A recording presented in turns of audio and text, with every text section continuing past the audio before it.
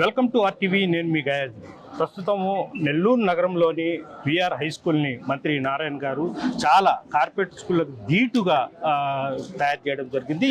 ఇక్కడ నిరుపేద పిల్లలకు మంచి విద్యాబుద్ధులు నేర్పించేందుకు చేయడం జరిగింది. ప్రస్తుతము ఈ స్కూల్ని కూడా వాళ్ళ కుమార్తె శరణి గారు చూస్తున్నారు. ప్రస్తుతము అసలు ఎక్కడెక్కడ ఎలా ఏమేమి చేస్తున్నారు, ఎలా విద్యాబోధులు ఇచ్చేస్తారనే విషయాన్ని తెలుసుకునే ప్రయత్నం అయితే చేద్దాం. ప్రస్తుతం శరణి గారు మనతో ఉన్నారు, ఒకసారి చూద్దాం. మేడం, ఎలా మొత్తం ఏ క్లాసులు ఎట్లా ఉంటుంది? విఆర్ స్కూల్ నర్సరీ నుంచి 9th క్లాస్ దాకా అండి. ఫస్ట్ ఇయర్ 1060 స్ట్రెంగ్త్ ఉంది. ఈ రోజు చూసేటట్టయితే పేరెంట్స్ ఇంకా అడ్మిషన్స్ కి వస్తున్నారు, కానీ నో అడ్మిషన్స్ బోర్డ్ పెట్టేసాం. ఎందుకంటే ప్రతి ఒక్క సెక్షన్ క్యాలిక్యులేట్ చేసి మేము స్టూడెంట్ స్ట్రెంగ్త్ వేసాం. స్టూడెంట్ స్ట్రెంగ్త్ వేసి 1000 and some అడ్మిషన్స్ వచ్చాయి.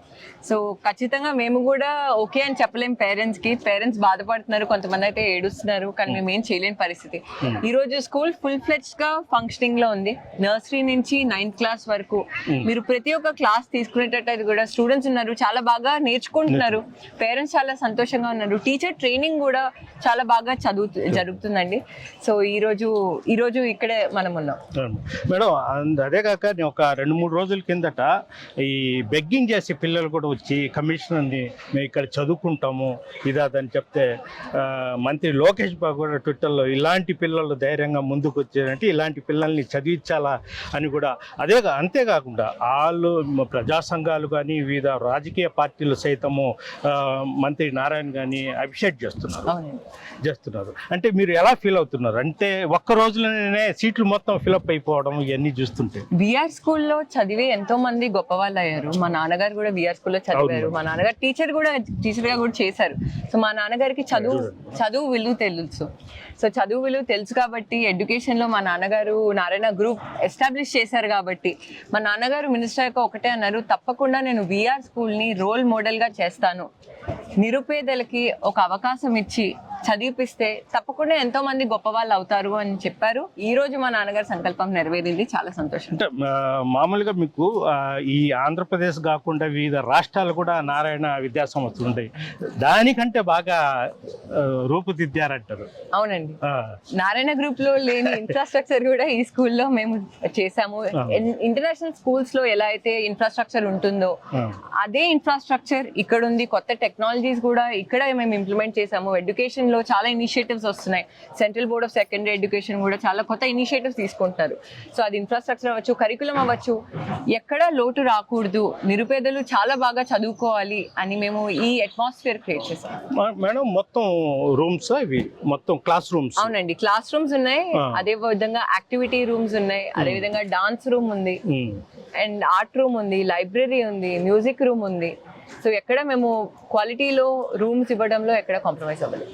మేడం, ఒక్కసారి క్లాస్ రూమ్ లోకి పోయి చూద్దాం. డిజిటల్ టైప్ ఉందంటారా ఒకసారి? అంటే ఇది ఎట్లా మేడం డిజిటల్? ఇది 86 inches ఇంటరాక్టివ్ ప్యానెల్ అండి.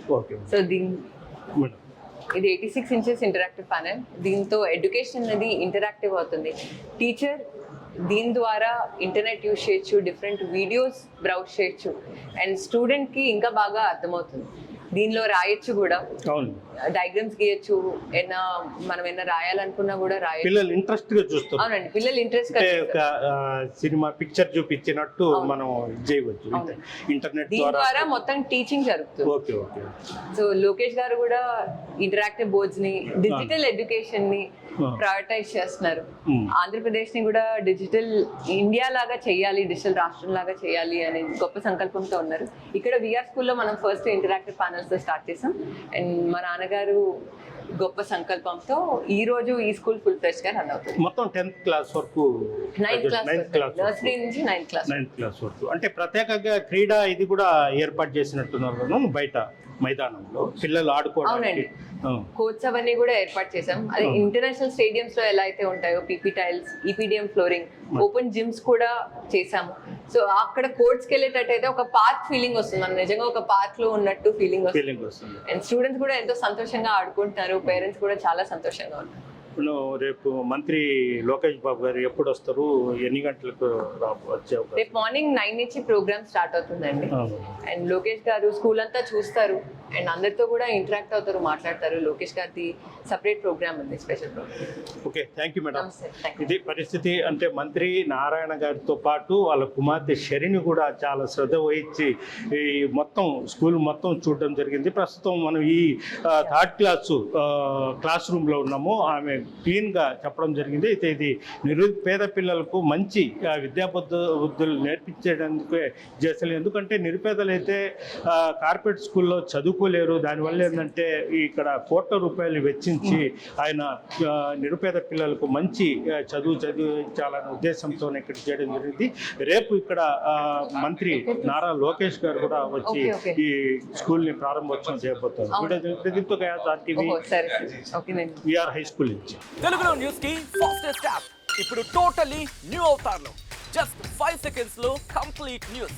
సోషల్ మీడియాలో ట్రెండ్స్ కి one stop solution. Live TV app voice search option తో ఇప్పుడే డౌన్లోడ్ చేయండి లేదా అప్డేట్ అయిపోండి. యాప్ లింక్ డిస్క్రిప్షన్ లో ఉంది.